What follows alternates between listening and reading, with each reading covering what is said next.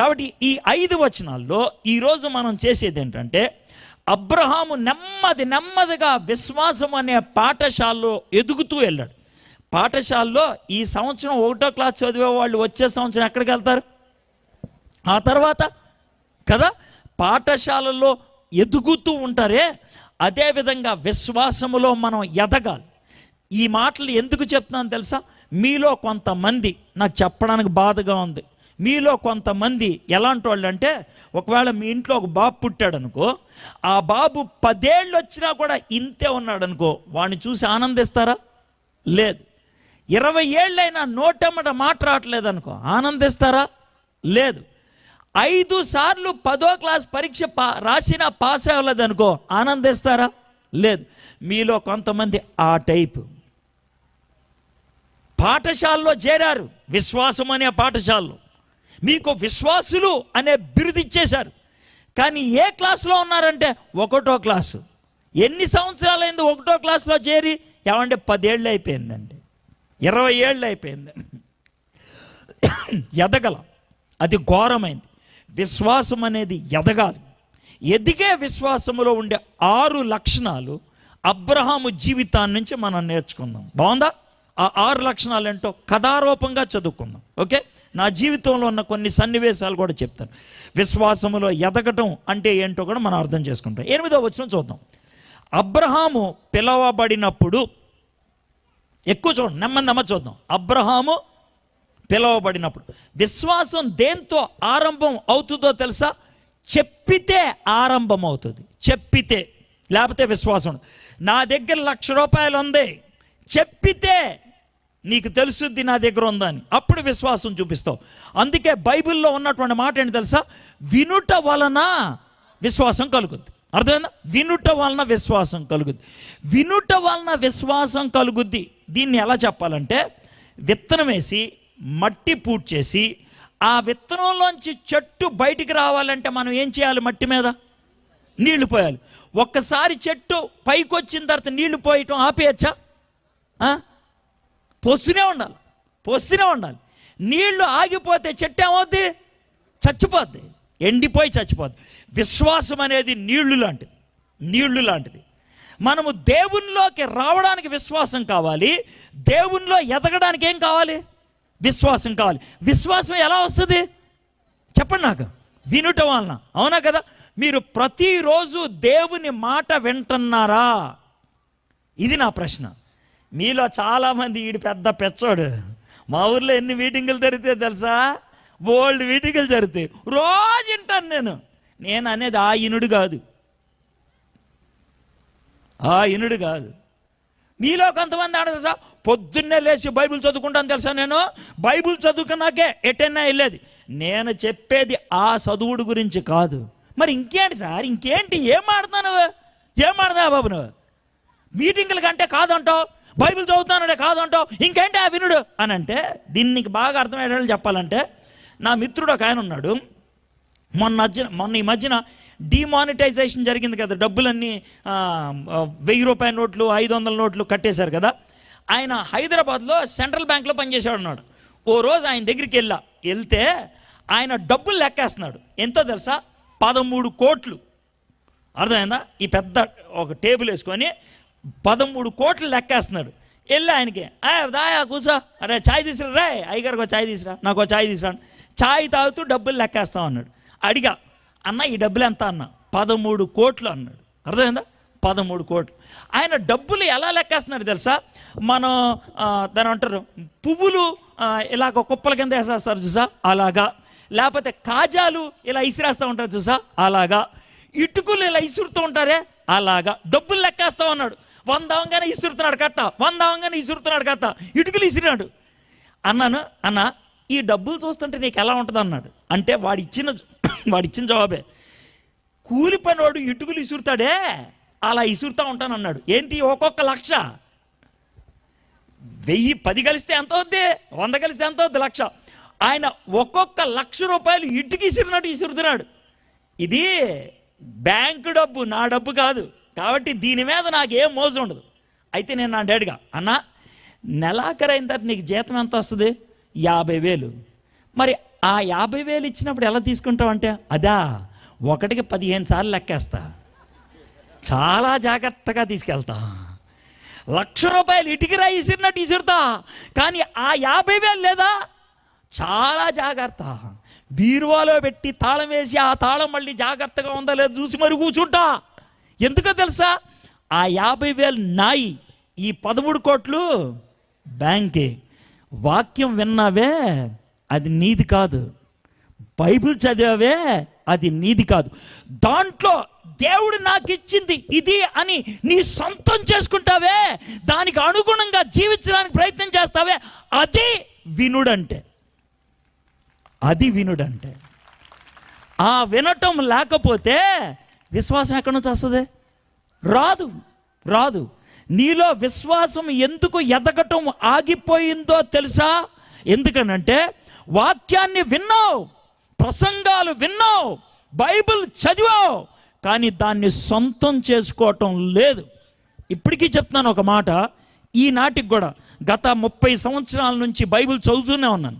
బైబిల్లో ఉన్నటువంటి కొన్ని గ్రంథాలు అంటే రూతు గ్రంథం, లేకపోతే ఆదికాండం, ఇలాంటి 100కి మించి చదివాను నేను. 100కి మించి 100 సార్లు దాటి చదివా.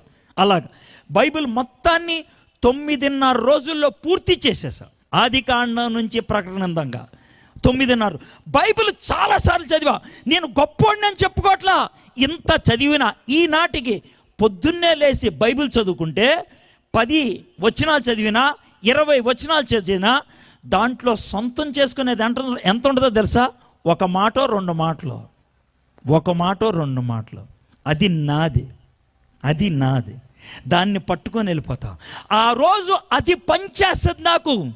అది ఆ రోజు నా జీవితానికి టీకాలాగా వ్యవహారం అవుతూ ఉంటుంది. ఆ వినుట వలన విశ్వాసం కలుగుద్ది, వినుట వలన విశ్వాసం కలుగుద్ది. ఎంత అమోఘమైనటువంటి విషయము. దేవుడు వినుట వలన విశ్వాసం కలగటం అనేది ఎలా కలిగించాడంటే, నాకు 24 ఏళ్ళు అయిపోయి 26 ఏళ్ళు వచ్చేసినాయి, 27 ఏళ్ళు. పెళ్లి చేసుకోవాలని ఇష్టం ఉండేది కాదు అప్పట్లో.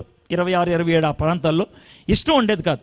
ఎందుకు అనంటే పరిచర్య బాగా చేయాలి, భార్య వస్తే పిల్లలు వస్తే తలనొప్పి ఉంటుంది, ఎందుకులే అనేసి మానేద్దాం అనుకున్నా. కానీ కొంచెం సమస్యలు ఎక్కువైపోయినాయి. ఎవరు కనబడితే వాళ్ళు ఒక అమ్మాయిని తీసుకురావడం, పెళ్లి చేసుకోమని రావడం, ఈ తతంగం ఎక్కువైపోయింది. మా అమ్మతో చెప్తే, అమ్మ వీళ్ళంతా విసిగిస్తున్నారంటే, మా అమ్మ ఏమన్నా తెలుసా, అరే నువ్వు ప్రార్థన చేయరా.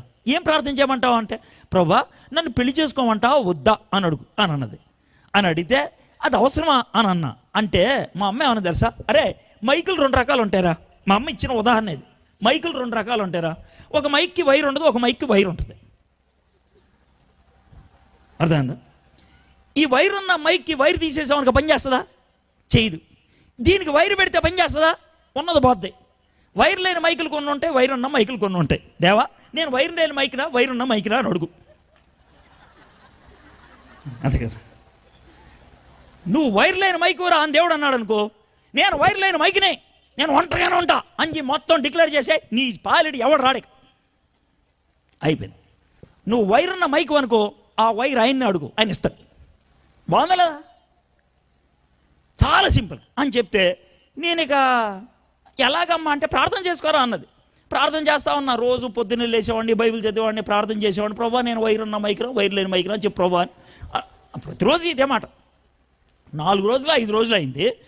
ఆ సమయంలో నేను కొరింథీయులకు రాసిన పత్రిక రోజు నా ధ్యాన సమయం అనమాట. రోజు ఒక చిన్న భాగం చదువుకుంటే వెళ్తామండి. అయితే 4 రోజులు అయిన తర్వాత 7వ అధ్యాయంలోకి వచ్చా. 7వ అధ్యాయంలోకి వస్తే అక్కడ ఏముందో తెలుసా? మామూలుగా చదువుకుంటూ వెళ్తాం. మీరు పెళ్లి చేసుకోకుండా అలాగే ఉండిపోవటం శ్రేష్టం. ఒకవేళ ఉండటం కష్టమైతే చేసుకోవటం మంచిది. చాలా స్పష్టంగా ఉంది. అర్థమైందా? ఆ తర్వాత ఏం చదివానో నాకు తెలియదు. అది ఒక్కటే ఆలోచించా. ఇంతకీ నేను వదిలేయాలా వద్దా అని ఆలోచించా. నేను పెళ్ళి లేకుండా ఉండగలనా, ఒంటరిగా బతకగలనా అని ఆలోచిస్తే కొద్దిసేపటికి నాకు అర్థమైంది నా వల్ల కాదు అని. సో దేవుడు ఒక్క మాటతో చెప్పండి, నోరు మూసుకొని పెళ్లి చేసుకోరా అని అన్నాడు. ఇది నాకు దేవుడిచ్చిన మాట. దేవుడిచ్చిన మాట. దేవుని వాక్యాన్ని ధ్యానం చేసి, ప్రభా ఈరోజు నువ్వు నాతో మాట్లాడు అంటే మాట్లాడతాడు. మీకు మాట చెప్పంటారా? కొన్ని సందర్భాల్లో గంట సేపు వర్తమానం వింటారు. గంట సేపు నేనేం చెప్పానో నీకు తెలియపోవచ్చు. ఇందుట్లో ఒక్క మాట పనిచేస్తుంది. ఇందుట్లో ఒక్క మాట నీ గుండెకు తాకుద్ది. నీకేమనిపిస్తుంది తెలుసా? వీడికి ఎలా తెలిసింది నాకు ఇది కావాలని? నాకు తెలియదు, దేవుడికి మాత్రం తెలుసు. అందుకే నా నోట పలికాడు ఆ మాట. కాబట్టి విశ్వాసం ఆరంభం అయ్యేది వినుట వలన. మొదటి మాట వినటం. చెప్పండి ఒకసారి. దేవుని మాట వినటం నేర్చుకోవాలి. అనుదినం వినటం నేర్చుకోవాలి. ప్రభువా, నీ వాక్యం వినటం నాకు నేర్పించు. నీ స్వరాన్ని నాకు వినటం నేర్పించు. నీ మాటలో నీ మనస్సుని వినటం నాకు నేర్పించు. వినటం, అనుదినం వినటం నేర్చుకోవాలి. ఇది తొలి మెట్టు. ఆ తర్వాత ఏం జరిగిందో చూద్దాం. 8వ వచనం. అబ్రహాము పిలువబడినప్పుడు విశ్వాసమును బట్టి ఆ పిలుపునకు లోబడి. మొదటిది వినటం అయితే రెండోది విధేయత చూపించడం. మొదటిది వినటం అయితే రెండోది విధేయత చూపించడం. విధేయత చూపించడం అంటే ఏంటో చెప్తాను. కొంతమంది వింటారు, విధేయత చూపించరు. దానికి ఒక మాట చెప్తా. ఎలా అంటే నేను కొన్నిసార్లు ఇంటికి వెళ్ళి భోజనం చేస్తూ ఉంటాను కదా వీళ్ళతో.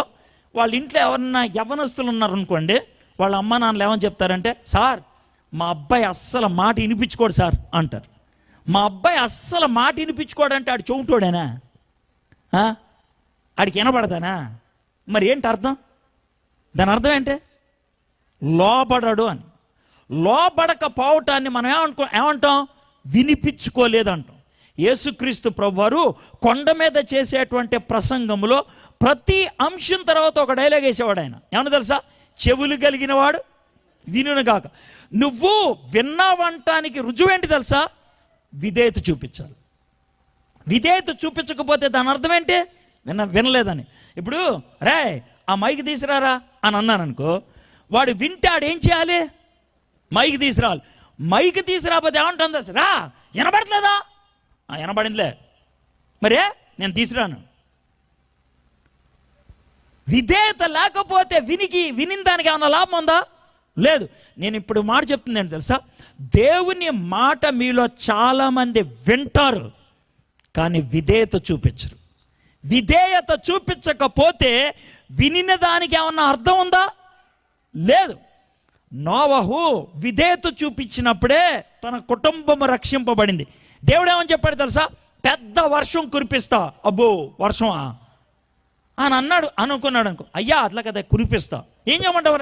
పెద్ద పడవ కట్టేశాడు ఆయన. పెద్ద పడవ. విన్నదానికి విధేయత చూపించాడు ఆయన. విన్నదానికి. అబ్రహాము గురించి ఆలోచిద్దాం. అబ్రహాము, మీ నాన్న వదిలే, మీ కుటుంబాన్ని వదిలేసే, మీ యొక్క ఆస్తిని వదిలేసే, వచ్చేయ్ అంటే నడిచి వచ్చేసాడు అంతే. ఆయన విధేయత చూపించాడు. మనము మొదట వినాలి, అది తొలిమెట్టు. వినటం నేర్చుకుంటే విధేయత చూపించడం నేర్చుకుంటాం. అబ్రహాము విధేయత చూపించాడు. బడిలో 2వ మెట్టు అంటారు. విధేయత చూపించడం అనే దగ్గర మీకు ఒక విషయం చెప్పాలనుకుంటున్నానే. ఈ మధ్యనే చూసిన ఒక సన్నివేశం నాకు బాగా నచ్చింది. ఆ సన్నివేశం అందుకే చెప్తున్నాను. 2014 నవంబర్ 2వ తారీఖున జరిగిన విషయం. అంత పక్కగా చెప్తున్నానంటే నేను మీ చెవులో ఏం పువ్వు పెట్టలేదని అర్థం. ఓకే. అతని పేరు నిక్ వెలండా. అబ్బాయి, అర్థమైందా? 36 ఏళ్ళలో ఎంత ఉంటుంది ఆయన వయసు. ఆయన ఒక విచిత్రమైన విన్యాసం చేశాడు అమెరికాలో ఉన్న షికాగో అనే పట్టణంలో. ఏంటి ఆ విన్యాసం అంటే, ఇక్కడ ఒక 35 అంతస్తుల బిల్డింగు, ఇక్కడ ఒక 35 అంతస్తుల బిల్డింగ్ ఉంటుంది, మధ్యలో రోడ్. ఈ 2 బిల్డింగుల మధ్యన తాడు కట్టాడు ఆయన. ఆ తాడు కట్టి ఆ తాడు మీద అర్ధరాత్రి 12 గంటలు నడుస్తానన్నాడు. అది మొదటి పిచ్చి పని. ఎందుకంటే 35 అంతస్తుల పైన తాడు మీద నడిస్తే కింద పడితే ఏమవుతాడాడు? చేస్తాడు. పైన కింద ఏమైనా నెట్టి గిట్టు పెట్టుకున్నాడా? లేదు. ఇది మొదటి పిచ్చితనం. రెండో పిచ్చితనం ఏంటి తెలుసా? అదే తాడు మీద వాళ్ళ తాత 15 ఏళ్ల క్రితం నడిచి పడి చచ్చాడు. అదే తాడు మీద నడుస్తానంటాడు ఏడు. ఇది రెండో పిచ్చతనం. మూడో పిచ్చతనం ఏంటి తెలుసా? ఆ తాడు మీద నడిచేటప్పుడు కళ్ళకు గంతలు కట్టుకుంటానన్నాడు. ఇక మనోళ్ళు అంతా పిచ్చోడు అనుకున్నారు. 50,000 మంది వచ్చారు చూడటానికి. డిస్కవరీ ఛానల్ వాళ్ళు ఆడి ఒంటి మీద 6 కెమెరాలు పెట్టేసి పైన 2 హెలికాప్టర్లతో కెమెరాలు తిప్పుకుంటూ, అర్థమైందా, 200 కోట్ల మందికి చూపించారు ప్రపంచం అంతట్లో. ఆ సన్నివేశాన్ని. అయితే చూడండి, అతను ఏం చేశాడు తెలుసా? కళ్ళకు గంతలు కట్టుకొని, అర్థమైందా, తాడు మీద ఇలా కాలేశాడు. వేయంగానే ఇలా అన్నాడు. అనంగానే చేతికో మైక్ ఇచ్చారు. మైక్ ఇస్తే ప్రార్థన చేశాడు. ఎవరికి? యేసయ్యకి. యేసయ్య నా పాదములకు దీపం అని ప్రార్థన చేశాడు. నేను టీవీ చూస్తా ఉన్నా. చూస్తూ ఆ ప్రార్థన చేసినందుకు నేను చాలా బాధపడ్డాను. ఎందుకో చెప్పండిరా, ఎందుకు చెప్తాను ఎందుకు బాధపడ్డాను. ఎందుకు సార్ ప్రార్థన చేస్తే బాధపడ్డామని.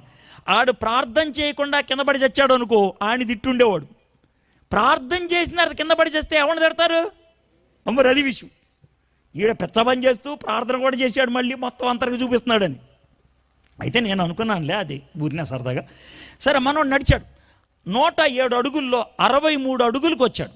63 అడుగులు వచ్చింది. అది రాకముందు ఏం చేశాడు, మర్చిపోయాను. ఈయన తాడు మీద కాలు వేయకముందు ప్రార్థన చేసి, ప్రార్థన అయిపోయిన తర్వాత అందరూ చప్పట్లు కొట్టారు, ఆమెన్ అని. చప్పట్లు కొడితే అన్నాడు. అన్నాడు తెలుసా, ఇప్పటి నుంచి ఇంకా ఆవిడ గొడచేది, ఎవ్వడు గొడచేది. ఎందుకంటే ఆ బిల్డింగ్ మీద మా నాయన కూర్చున్నాడు. మా నాయన నన్ను చూస్తాడు. నా కాలు కనుక అటు ఇటు వెళ్తుంటే మా నాయన చెప్తాడు. మా నాయన మాట వింటేనే నేను కాలు రైట్గా వేస్తాను, కాబట్టి మీరు ఎవ్వరు మాట్లాడద్దు అన్నాడు. 63 అడుగు దగ్గరకు వచ్చేప్పుడు తాడు ఇలా ఊగుతుంది. ఇలా తాడు ఇక్కడ ఉంది, ఈయన కాలు ఇక్కడ పడుతుంది.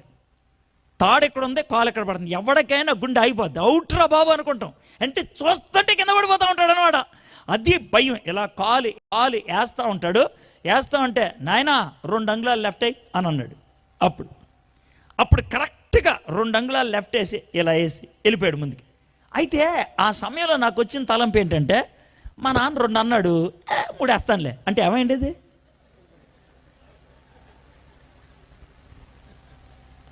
మా నాన్న ఎప్పుడు ఎగస్ట్రాగాడు 2 అంటున్నాడు, కానీ నేను 1 వేస్తా అంటే ఏమవుద్ది? వాళ్ళ నాయన 2 అంటే ఇది ఎన్ని వేయాలి? 2 అంటే 2. వెళ్ళటం అంటే అది, విధేయత చూపించడం అంటే అది విధేయత చూపించడం అంటే. విధేయత గురించి ఇంకో మాట చెప్తాం. అలెగ్జాండర్ అనేటువంటి గొప్ప చక్రవర్తి ఉన్నాడు. గొప్ప చక్రవర్తి చిన్న వయసులోనే ప్రపంచాన్ని గెలిచేశాడు. చిన్న వయసులో ఒకసారి అలెగ్జాండర్ ఆ విధంగా ప్రపంచాన్ని గెలుస్తున్నటువంటి సందర్భంలో ఒక వార్తాపత్రిక వాడు అలెగ్జాండర్ దగ్గరికి వచ్చి అన్నాడంట, అయ్యా అలెగ్జాండర్ గారు, మీరు ఇంత త్వరితగతిలో ప్రపంచాన్నంతటినీ ఇలా గెలవడానికి కారణం ఏంటి సార్ అని అంటే, ఆయన అన్నాడంట, దానికి ఒకటే ఒక కారణం అన్నాడంట. ఇటు రారా అన్నాడంట. ఓ పనోడు వచ్చాడంట. వస్తే బాగా మంచు కురిసేటువంటి ప్రదేశం అది. అంటే నీళ్ల మీద ఐస్ గడ్డలు ఉంటాయి, అర్థమైందా? పక్కన ఒక చెరువు ఉందంట. చెరువులో దూకరా అన్నాడంట. ఆడు దూకేశాడు. సార్ ఆడు చచ్చిపోతాడు సార్. నాకు తెలియదండి చచ్చిపోతాడని, తెలుసు నాకు చచ్చిపోతాడని. సార్ మరి ఎందుకు చంపేశారు సార్? మీరు ఒక ప్రశ్న అడిగారా? ఏం ప్రశ్న అడిగారు? ఇంత త్వరితగతిలో ఇంత విజయాన్ని ఎలా సాధించారు అని మీరు అడిగారా? దానికి జవాబు ఇదేంటి సార్ జవాబు అంటే, నేను ఈ విధంగా గెలవడానికి కారణం ఏంటి తెలుసా? నా దగ్గరున్న సైనికులు నేనేమన్నా చెప్పితే ఎందుకు, ఎలాగా, ఏమవుతుంది అనరో. దోకరా అంటే దూకేస్తారంతే. దోకరా అంటే దూకేస్తారు. అయ్యో చల్లగా ఉంటుంది కదా, నేను దూకేసిన తర్వాత ఏం చేయాలి, దూకిన తర్వాత ఏమవుతుంది, ఏం అడగరు. దూకే అంటే దూకేస్తారు. దాన్నే పరిపూర్ణ విధేయత అంటారు. యేసు ప్రభు వారు ఏమంటారు తెలుసా? మీలో ఎవరైనా నాకు శిష్యులు అవ్వాలనుకుంటే, హలో జాగ్రత్తమేనండి, శిష్యులు అవ్వాలనుకుంటే ఏం చేయాలి? డిగ్రీ చదవాలండి. ఏమంటే మేము ఎంబీబీఎస్ చదవాలా? ఏమంటే ఒక మోటార్ సైకిల్ కొనాలా? ఏమంటే ఒక కోటు తెచ్చుకోవాలా? ఏమంటే లేకపోతే ఒక బండి సంపాదించాలా? లేదా ఒక డాక్టరేట్ బిరుదు పొందాలా? ఏం అక్కర్లా, సమాధి పెట్టోడు తయారు చేసుకొని రండి. అది మీలో ఎవరైనా అతనికి శిష్యుడు అవ్వాలంటే సమాధి పెట్టి తయారు చేసుకొని రండి. మీలో ఎవరైనా నన్ను వెంబడించుకోరనట్లయితే మిమ్మల్ని మీరు కాదని, మిమ్మల్ని మీరు ఉపేక్షించుకొని, మీ సిలువను ఎత్తుకొని, అంటే ఏంటి తెలుసా, మీ సమాధి పెట్టి తీసుకొని వచ్చేసండి. నేను ఎప్పుడు చచ్చిపోమంటే చచ్చిపోవాలంతే, ఎప్పుడు పొమ్మంటే అప్పుడు పోవాలంతే. పేతుర్ని నిన్ను సిలువేస్తామంటే అయ్యా వద్దయ్యా అని అన్నాడు. అయ్యా సిలువేస్తారా? మా అయ్యగారులాగా సిలువేసుకునే అంత దమ్ము నాకు లేదయా. మన ఏం చేయమంటా, మీరు ఏమనుకోనంటే కొంచెం తిరగేసేరా, తిరగే సిలువేమన్నాడు. మా అయ్యగారులాగా చచ్చిపోవటం నాకు ఇష్టం లేదయ్యా, అంత యోగ్యత నాకు లేదయ్యా బాబు. అరే తిరగేస్తే బరువు ఎక్కువ అవుతుందిరా, తిరగేస్తే నొప్పి ఎక్కువ అవుతుందిరా, తిరగేస్తే కష్టం ఎక్కువ అవుతుంది. పర్లేదు సార్, పర్లేదు, నాకు మాకు అయ్యగారు లాగా చచ్చిపోవడం నాకు ఇష్టం లేదయ్యా, నాకు అంత దమ్ము లేదు, తిరగేసాను. అదండి వాళ్ళు చేసింది. చంపేస్తాను అంటే ఓకే, మాకేం బాధలేదు. షడ్రకు మెషకు అబద్ధంగా రాయ్ మేము అగ్నిగుండంలో పడేస్తావా? మా దేవుడు రక్షించగలడు. ఒకవేళ కాదనుకో పోతాం, కానీ నీ దిక్కుమాల బొమ్మకు మాత్రం దండం పెట్టము. అది విధేయత అంటే. మారు మాట అనేది ఉండకూడదు, వెనక్కి తిరిగి చూడటం అనేది ఉండకూడదు, ఎందుకు ఎలాగా అని అనటానికి వీల్లేదు. That's all. అలాంటి విధేయత చూపించగలిగేటువంటి వాళ్ళు ఉంటే, మహాత్మా గాంధీ ఏమన్నాడు తెలుసా? యేసు ప్రభు మాటకు తూచా తప్పకుండా జీవించగలిగేటువంటి 30 మందిని నాకు ఇస్తే 30 రోజుల్లో ప్రపంచాన్ని గెలుస్తానన్నాడు ఆయన. 30 రోజుల్లో ప్రపంచాన్ని. నేను మిమ్మల్ని అడుగుతున్నటువంటి మాట ఏంటి తెలుసా? వెంకటాపురం అనేటువంటి ఈ చిన్న గ్రామంలో ఇంత పెద్ద మీటింగులు పెడుతున్నారు. ప్రైజ్ ద లార్డ్, మంచిదే. కానీ హలో, ఒక్క నిమిషం, దేవుడికి విధేయత చూపించే ఒక్కడన్నా తయారు చేయగలిగారా? ఒక్కడన్నా చావుకి తెగించి నిలబడే వ్యక్తిని ఒక్కడిని తయారు చేయగలిగామా? ఎవరి గురించి ఎందుకు మీరు అవ్వగలుగుతున్నారా? మీరు ఆలోచించండి. చావుకి తెగించేటువంటి వ్యక్తి, నిబ్బరంగా నిలబడి నా దేవుడి కోసం ఏమన్నా చేస్తా అనగలిగేటువంటి వ్యక్తి ఉన్నారా? అబ్రహాము వెళ్ళిపోయాడంతే, పోరా అంటే వెళ్ళిపోయాడని. అబ్రహాము బొమ్మలు తయారు చేసుకునేటువంటి తల్లిదండ్రుల కుటుంబంలో పుట్టాడు. ఎంత వయసు? 75 ఏళ్ళు. అప్పుడు దేవుడు ఏమన్నాడు తెలుసా? దాన్ని వదిలేయ్, వచ్చేయి నేను చెప్పేదానికి. సరే ప్రభా, ఎక్కడికి వెళ్ళాలి నాకు తెలియదు. ఒకవేళ అబ్రహాం వెళ్తున్నప్పుడు మనలాంటి వాడు ఎవడైనా ఎదురొచ్చి, బాబు అబ్రహాం నమస్తే, ఎడిపోతున్నావు? ఇటే. ఎక్కడిగా? ఇటే. ఎక్కడికి? ఏమో నాకు తెలీదు. మరి ఎక్కడికి వెళ్తున్నావా బాబు? ఏమో దేవుడు ఇటు పొమ్మన్నాడు, పోతున్నాను అంతే. ఎక్కడికి వెళ్తున్నాడో తెలియకుండా వెళ్ళాడాయన. ఎంతకాలం నడవాలో తెలియకుండా వెళ్ళాడాయన. ఎంత గొప్ప విషయం చూడండి. ఇది రెండో పాఠం. మొదటిది విన్నాడు, రెండోది విధేయత చూపించాడు.